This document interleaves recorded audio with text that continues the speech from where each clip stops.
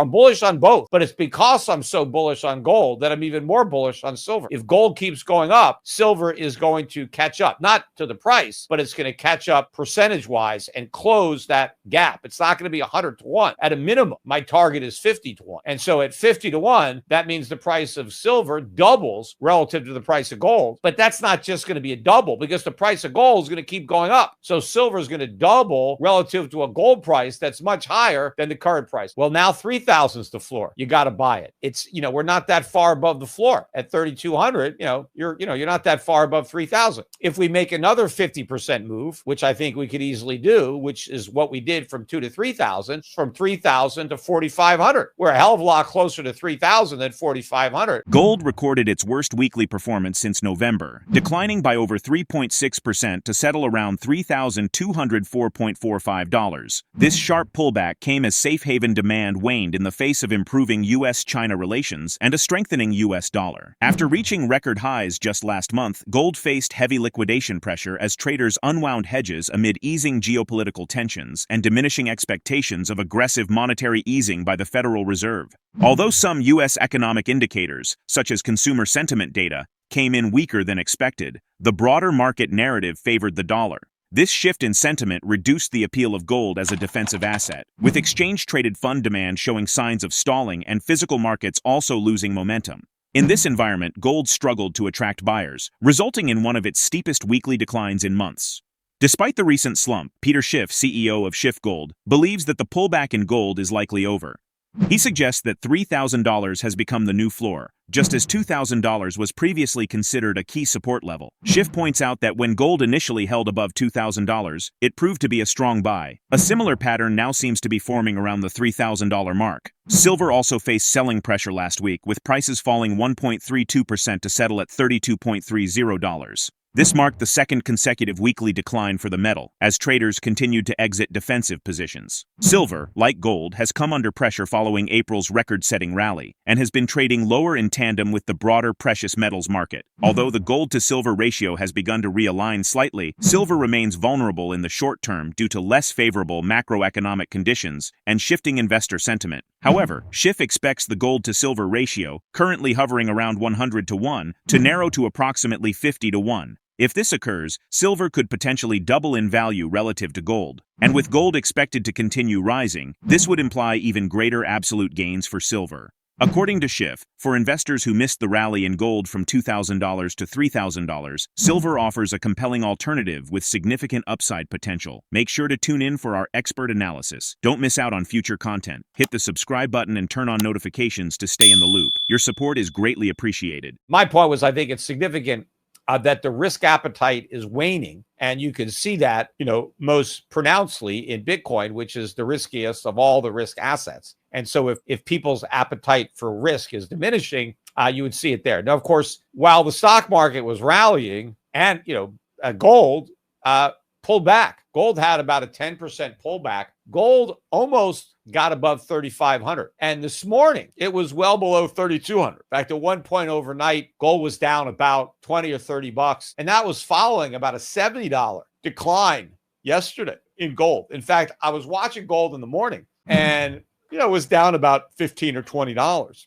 And then over about a 2 or 3 minute period, it got clobbered by like another 50 bucks. No news. Nothing happened. Somebody just decided to dump, a shitload of gold, at 6 a.m., 6:30, whatever the time was. And the price just got killed. And it pretty much stayed down all day. And then it went down a little bit more last night before it had a big reversal. Gold was up about $60 today. So about $80, $90 off of its low. And so I think today marked the bottom of the gold pullback. So I think it's over. And, gold's now, 3,200 and change. Let me see where it is now, 32.35. And I think the bottom is in. Now, it's possible we can go a little bit lower, but I don't think so. I think 3,000 is the new 2,000. If you remember when gold was above 2,000 initially, and I said 2,000 is the floor, you got to buy it. Well, now 3,000 is the floor. You got to buy it. It's, we're not that far above the floor at 3,200. You're not that far above 3,000. If we make another 50% move, which I think we could easily do, which is what we did from 2 to 3,000, that takes from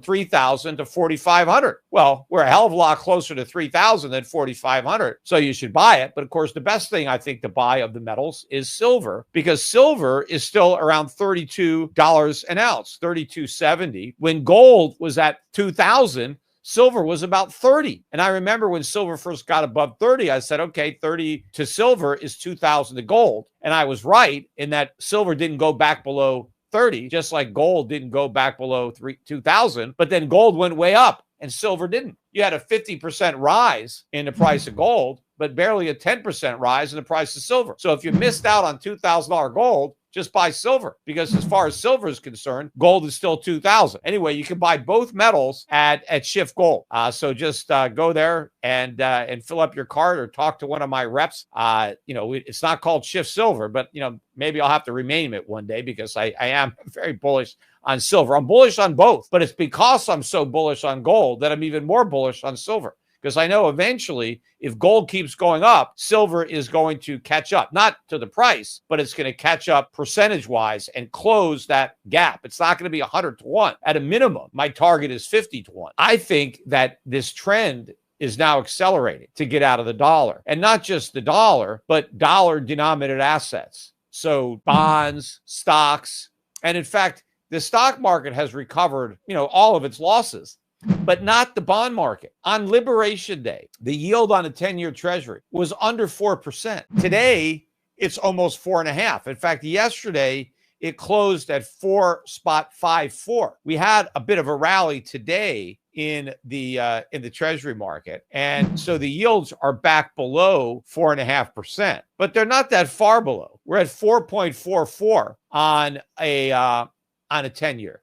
So hardly any of the loss has been recovered. Same thing for the 30-year. 30-year was below 4.5, and now it's almost 5. It closed at 4.9.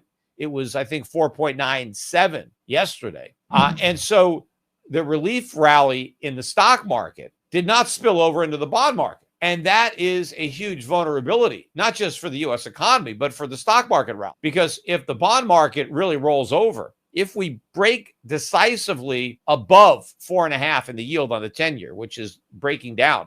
Remember, that's when Trump initially paused the first round of tariffs, not the Chinese pause, but the initial pause. It was because he said the bond market was getting a bit yippy. Well, it's yippy yappy, right? It's still, doing what it was doing. It's just not as quick. It was a sharp collapse back then. But now it's back at the same level. And I think it's getting ready for another sharp collapse. I think the yield on a 10-year treasury can move from 4.5 to 5 very, very quickly. And that's going to be a big problem. PeterSchiff emphasizes that the real underlying issue isn't merely about tariffs or trade disputes. It's the accelerating global trend toward de-dollarization. The U.S. dollar's long-standing role as the world's primary reserve currency is increasingly being challenged. While the Biden administration drew international attention by freezing Russian dollar assets as part of its sanctions strategy, former President Trump's aggressive stance on tariffs has only intensified concerns about the weaponization of the dollar. A growing number of developing nations are now taking concrete steps to reduce their dependence on the U.S. currency. One prominent example is Tanzania, which has adopted strict measures to prioritize its local currency over the U.S. dollar. Inspired by the broader BRICS agenda of promoting local currency usage in global trade, Tanzania has legally banned the use of U.S. dollars for both domestic and international transactions. Individuals, traders, business owners, and corporations are now required to use the Tanzanian shilling for all forms of payment, with the use of foreign currencies considered a legal offense.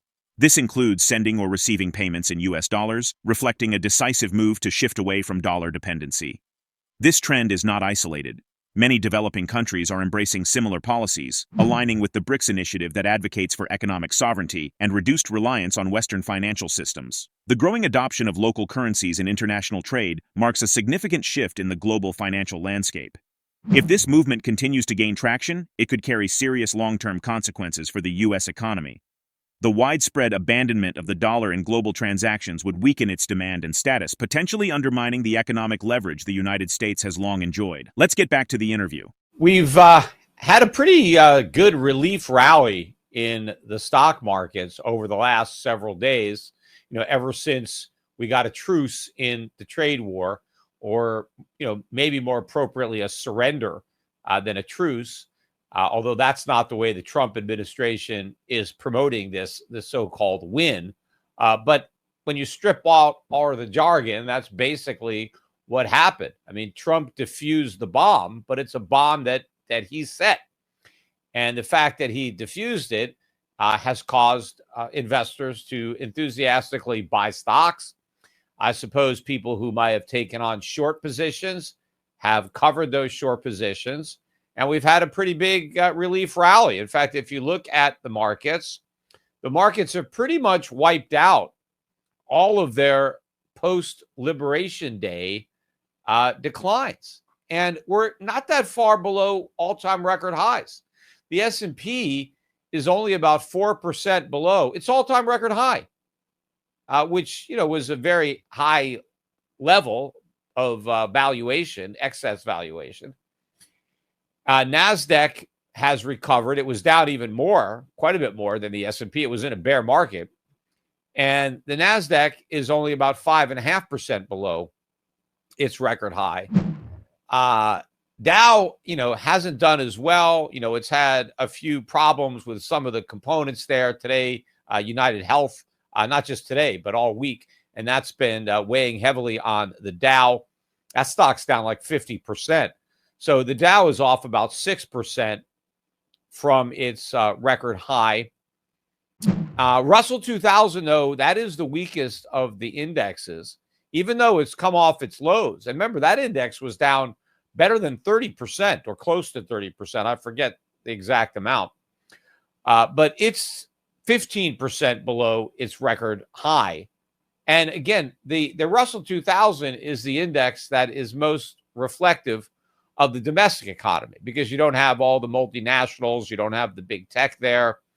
And so that, I think, tells a better story about, what investors are expecting for the economy. The reality is they're expecting too much, because I think the economy is going to be a lot weaker. Yes, we're not going to have the worst case scenario. The 145% tariffs aren't going to stay in place, or even anything close to that on China. And I doubt the reciprocal tariffs that were unveiled on Liberation Day on the rest of the world are going to come back. I mean, it seems to me that what Trump is aiming for is about a 10% tariff on most countries, and maybe a little bit higher than that on stuff coming in from China. So it's, in and of itself, right, it's not going to do much about the trade deficit. Trade deficit might shrink a little bit as a result of the tariffs, because imports will be more expensive. And so by definition, if imports are more expensive, we should import a little less. But that is going to have an effect on GDP, because so much of GDP is consumer spending. And consumers are going to spend less. Now, they might not spend less. They're certainly going to buy less. They just may pay more. But real spending is going to go down because of the tax increase. But yes, it's not going to be the nightmare scenario that it might have been had Donald Trump actually, stuck to his guns and kept the tariffs on. And with China, yes, maybe there'll be a little bit of a bigger dent because the tariffs are higher. But most of the products that are coming in from China are so much cheaper than what we could buy, domestically, that even if they're 30 or 40% more expensive, they're still going to be a bargain as far as Americans are concerned. Yes, they're going to have to pony up more money, which is going to be a problem considering how broke most Americans are and how heavily indebted they are. But trade is not going to completely grind to a halt, which is what the markets were bracing for when the tariffs were 145%. And it was 125% going in the other direction. So the markets had this relief rally. But I think investors are missing out on the big picture here, because the tariffs aren't really the problem. I mean, they were a problem, but they're not the problem. The real problem is the trend of de-dollarization and the dollar's status as the world's reserve currency in jeopardy. because we have certainly brought the dollar status to the forefront, I think, in a bigger way than Biden did with the Russia sanctions. I mean, that was certainly a slap in the face, an alarm bell, warning to the rest of the world. Hey, you got to get out of dollars, because that is, your vulnerability. To the extent that you're dependent on the dollar, you leave yourself open to U.S. retaliation in the form of sanctions. And so that sent the message that was received loud and clear: hold dollars at your own peril. But I think what Donald Trump has done has really, taken it up quite a few notches by threatening all kinds of tariffs on countries. And, to the extent that you allow yourself to export so much to the United States without importing, and you have these huge trade surpluses, and you therefore are obligated to accumulate dollar assets, that you leave yourself vulnerable, not only to the tariffs, but to a potential default. Gold and silver faced notable pressure this past week, reflecting broader shifts in investor psychology and macroeconomic signals. While bullion markets experienced heavy sell-offs driven by renewed confidence in the dollar and de-escalating geopolitical risks, some analysts interpret the recent correction not as a reversal, but as a recalibration, with gold appearing to establish a new baseline around the $3,000 level and silver poised for a potential revaluation. Attention is turning to long-term structural factors, most notably the global pivot away from dollar-centric trade.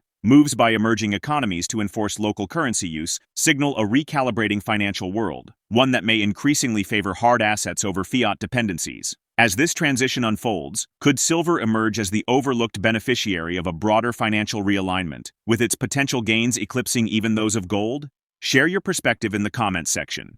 If the video resonates with you, join our community by subscribing to our channel and enabling notifications with the bell icon. Thank you for being a part of our community.